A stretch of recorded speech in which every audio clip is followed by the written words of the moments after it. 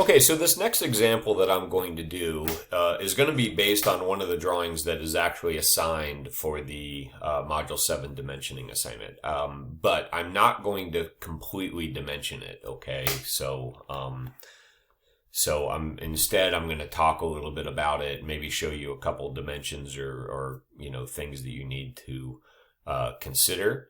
And then we'll leave it at that. So I'll get you started on this, but I'm not going to complete the entire dimensioning scheme for you because it is going to be one of your assignments.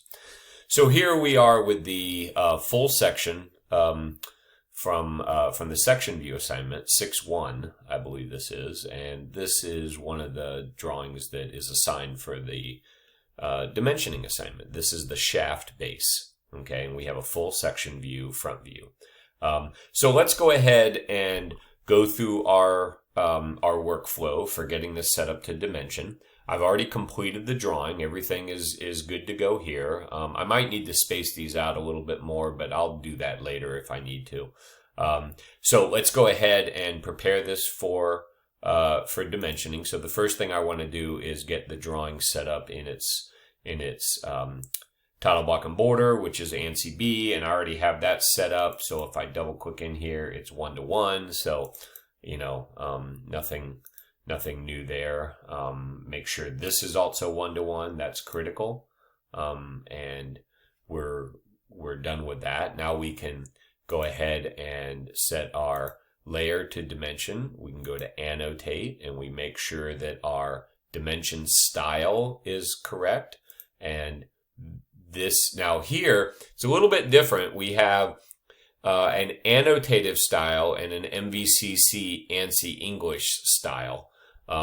The annotative style, this is not the annotative style that we want to use. We want to use MVCC ANSI English. We do not want to use ANSI English because this is not annotative, right? It doesn't have that blue triangular shape in it. So really, these are the only two options, and we don't want to use annotative. We want to use MVCC ANSI English for that, okay? So we got that selected. We have our layer. We're basically ready to start dimensioning.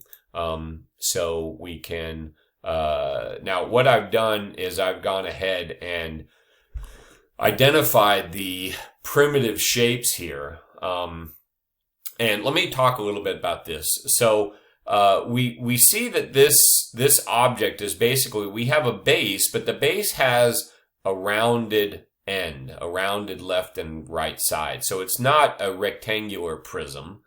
It's basically it's basically like a positive slot, I guess. That's kind of a weird way to say it, but it's a rounded prism, right? It has the same dimensions, but we have to note the radius here. And actually there are a couple of different slots. So we have another, I called it the top positive slot, and that's this section right there, or this feature right there. And then we have a negative slot in that. Okay, so we have kind of a series of slots, if you want to call them that, negative and positive slots.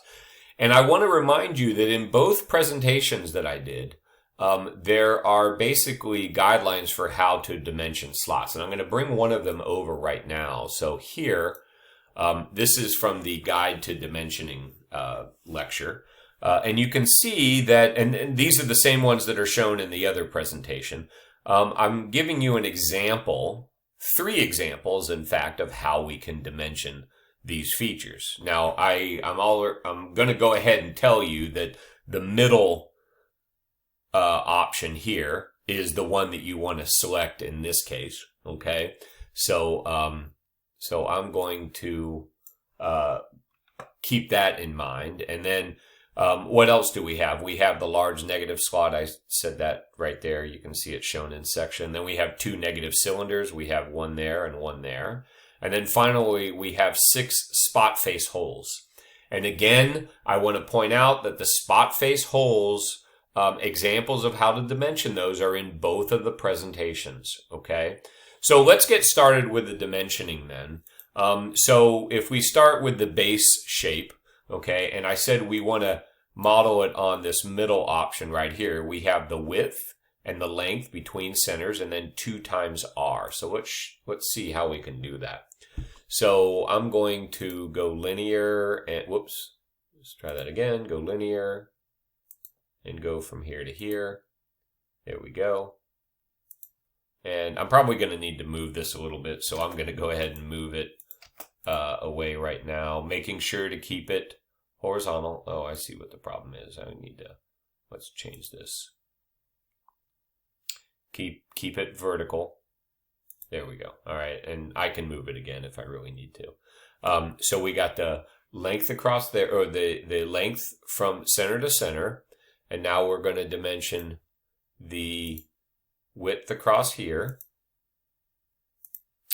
And then we're gonna specify, let me move this in a little bit. It's a little bit too far out. And then we're gonna specify 2 times R on this. All right, so how do we do the 2 times R? So we can go like this, do that, okay? So now we wanna double click in the text, and we'll say 2 capital X space, and so you can see that the R 1.800 is kind of already highlighted. That's AutoCAD's way of saying that that's already coded in. So I just want to erase it. I'll just hit the delete key, and then I'll just type in R, and that's it. Okay, so there we go. All right, so that's very easy to do. Okay, so let's do the top positive slot. Well, guess what? The 225 is the same.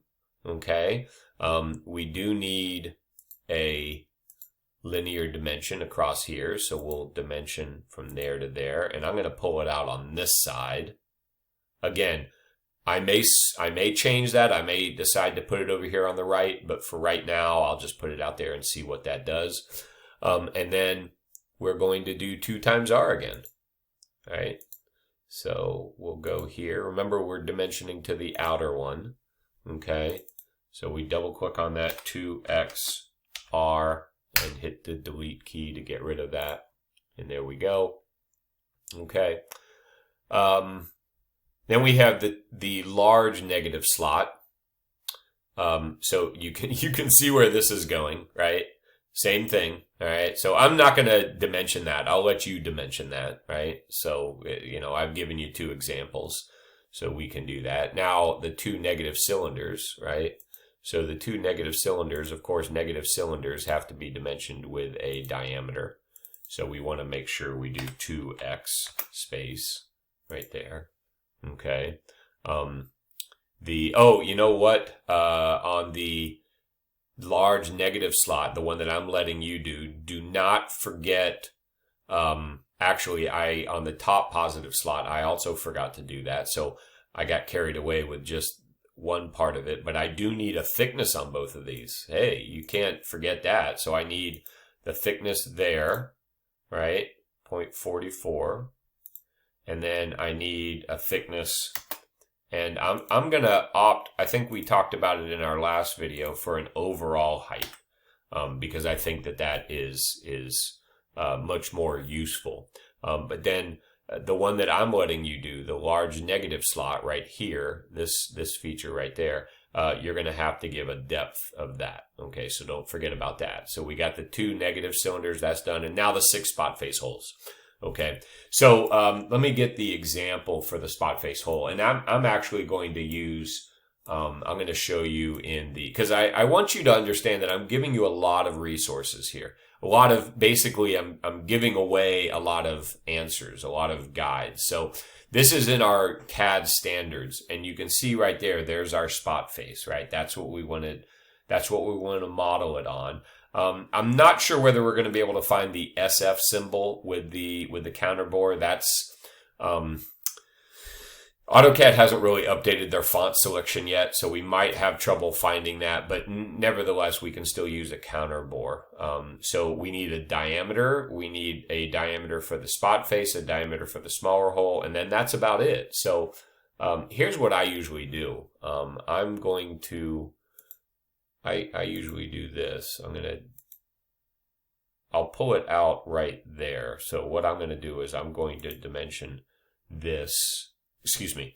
I'm going to dimension, I want to get the inner diameter here. And I'll show you why, because I want that number. I don't know what that number is because I don't have the drawing in front of me. So I'll do that. And now I'm going to go over here, dimension, always dimension it from the outer circle, right? And then we want to go like this. So we double click in here. Remember, in the last example with spot face or counter bore holes, we always put the numbers in first, then we go back and add in the special symbols. And that's so that it doesn't change the font on us and make things get weird. So I'm going to hit the enter key and do %% .340. And we can go through.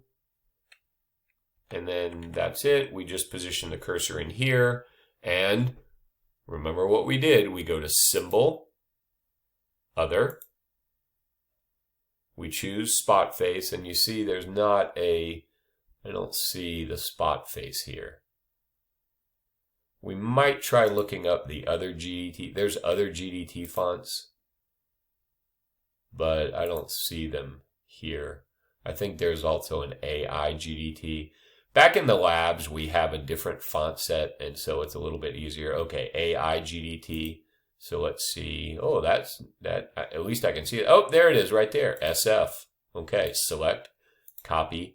Close. So notice that was the AI GDT font. So, and then we do Control V, backspace, highlight, change this to 0.125 because this is an inch drawing now.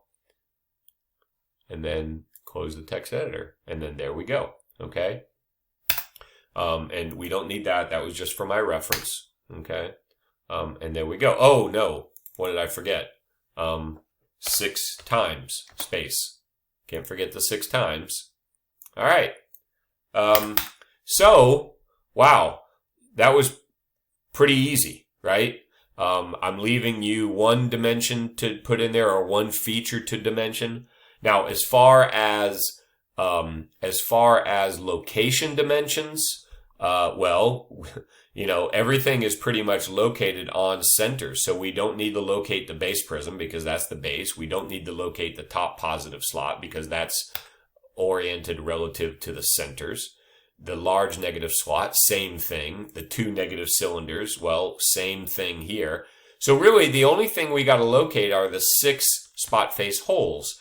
And guess what? This outline, this center line that they're arranged around, is really a, you know, you could say it's kind of a slot, but we could go like this. So to give you an idea, let's do a radius like this.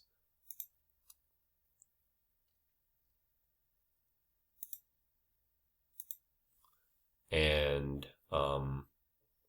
this is going to be 2 times R. Doesn't matter whether it's a size or location dimension, 2 times R, and then we got the linear dimension, and here I'll just go from here to here. You know, I think one of the biggest problems with this, something that I'm going to be certainly looking for, is that you have a good arrangement of your dimensions. You know, so now I would want to come in here and maybe shift these a little bit, move them around so that they're not right on top of each other. We got plenty of room, but you know, we want to make sure that the dimensions are properly spaced out. And when we go to our ANSI B, there we go. And whoops, we can move this a little bit. Let's unlock it and let's just move it a smidge. There we go to the left. We'll lock that again. And then there we go. Okay. So I think I've gotten you pretty close to what the final answer is. I hope you can finish it up. Make sure that you arrange your dimensions nicely. All right. So I'm looking forward to seeing what you come up with this one. All right. I'll see you in the next video.